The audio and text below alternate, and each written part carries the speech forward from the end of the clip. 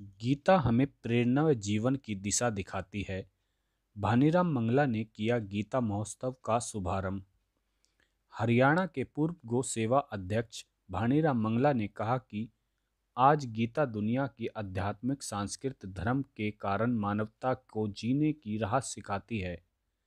गीता हमें कर्म करने की प्रेरणा देती है, जीवन जीने को राह व संस्कार सिखाती है। भानीराम मंगला रविवार को यासीन मेव डिग्री कॉलेज नूंह में आयोजित गीता जयंती समारोह का दीप प्रज्वलित कर कार्यक्रम का शुभारंभ करने के बाद बोल रहे थे। उन्होंने कहा कि गीता हमें नई प्रेरणा देती है, वह जीवन की दिशा दिखाती है। उन्होंने कहा कि गीता का हमारे जीवन में विशेष महत्व है।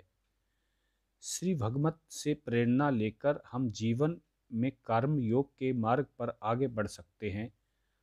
उन्होंने कहा कि वर्षों पहले भगवान श्री कृष्ण ने कुरुक्षेत्र में गीता का उपदेश दिया। उन्होंने कहा कि गीता का ज्ञान सभी वेदों का सार है।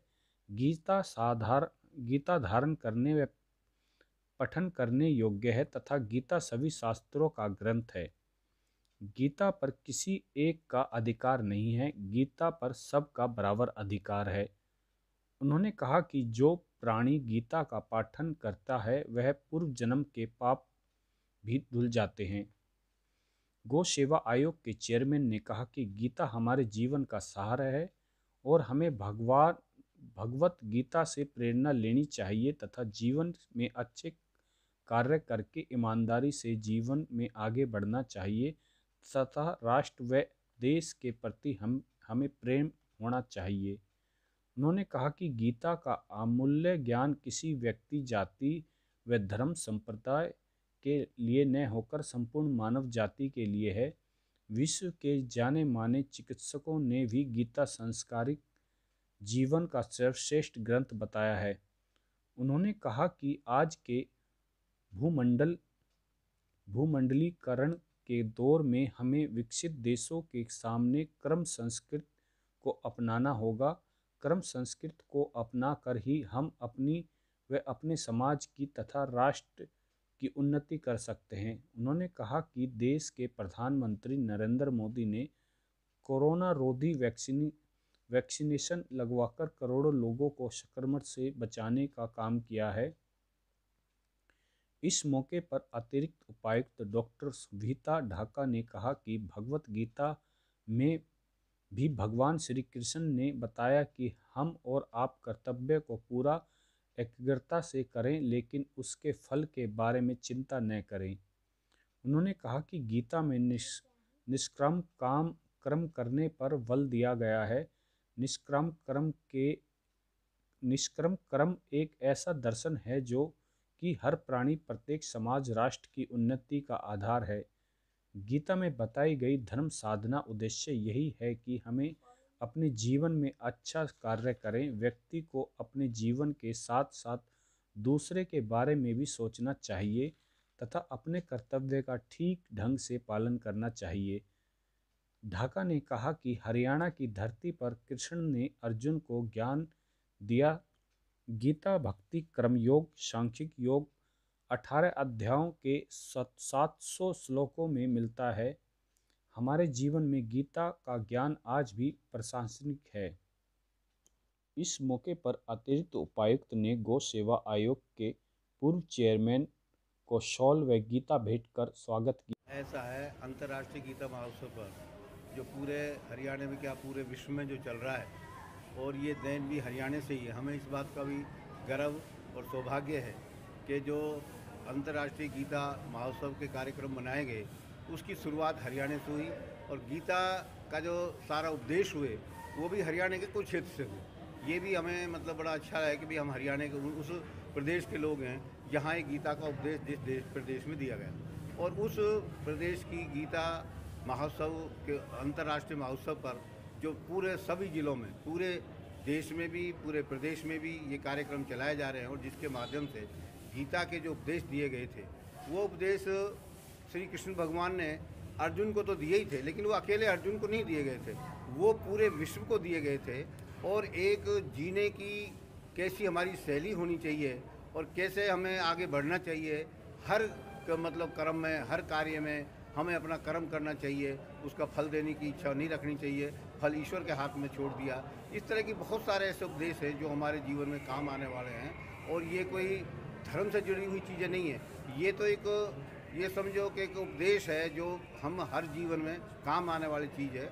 और यहाँ हमने एक प्रदर्शनी भी देखी जो हमारी सेल्फ हेल्प ग्रुप की महिलाओं ने अपने हाथ से बनाई थी।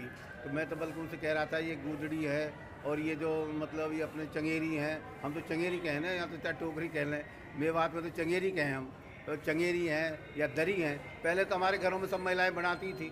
और अगर अब ये सेल्फ हेल्प ग्रुप के माध्यम से महिलाएं बना करके अपने रोज़गार भी कर रही हैं, तो इससे अच्छी कोई बात नहीं है। क्योंकि हमारे यहाँ की मेवात की चंगेरी पहले भी हम जो है अपने रिश्तेदारियों में कहीं बम्बई और उधर था, तो हमारे पहले तो घर में ही बनती थी, महिलाएं बनाती लेके जाते थे।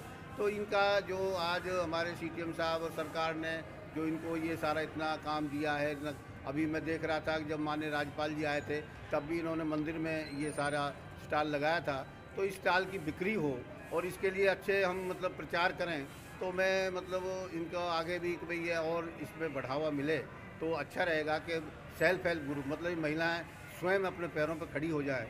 तो आज बल्कि विज्ञान भवन में माननीय प्रधानमंत्री जी भी एक ऐसे ही उसको संबोधित कर रहे थे, तो उन्होंने सेल्फ हेल्प ग्रुप महिलाओं की बड़ी आज तारीफ़ की कि भाई हमारे प्रदेश देश में पहले इतनी महिलाएं थी, आज पूरे देश में इतनी महिलाओं ने काम लिया है तो वो किसी के भरोसे नहीं रही।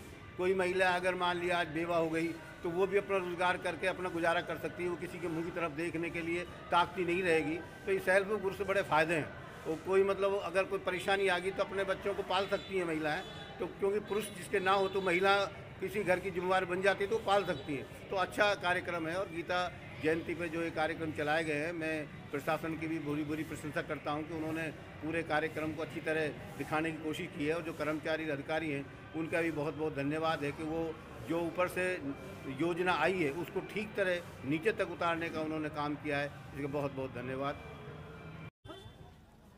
जैसा कि हर वर्ष की भांति इस बार भी गीता जयंती समारोह ज़िले के हरियाणा के सभी ज़िलों में बहुत ही धूमधाम के साथ मनाया जा रहा है। और ये बहुत अच्छी पहल है कि गीता हमें निष्काम भाव से कार्य करने का संदेश देती है।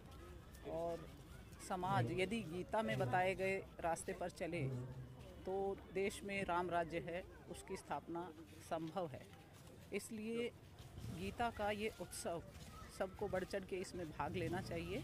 और आज हम ये देख रहे हैं कि सांस्कृतिक कार्यक्रमों में जिला नूंह के बहुत सारे आज नागरिक यहाँ देखने के लिए भी आए हैं और बहुत सारी टीमों ने बढ़ चढ़ के इस कार्यक्रम में हिस्सा लिया है और बहुत ही रंगारंग कार्यक्रमों की प्रस्तुति उन्होंने दी है। ये समारोह हमारा 3 दिनों तक चलता रहेगा। कल हमारा गीता सेमिनार भी है और इसी तरह से रंगारंग सांस्कृतिक कार्यक्रम भी हैं। इसी तरह से बस स्टैंड के ऊपर गीता से संबंधित प्रदर्शनी है वो लगाई गई है ताकि जिला के सभी नागरिक उस प्रदर्शनी का अवलोकन कर सकें और गीता सार जो है उससे रूबरू हो सकें। तो मैं सभी नगरवासियों से ये अपील करती हूँ कि जिला के सभी नागरिकगण इस समारोह में आएँ और बढ़ चढ़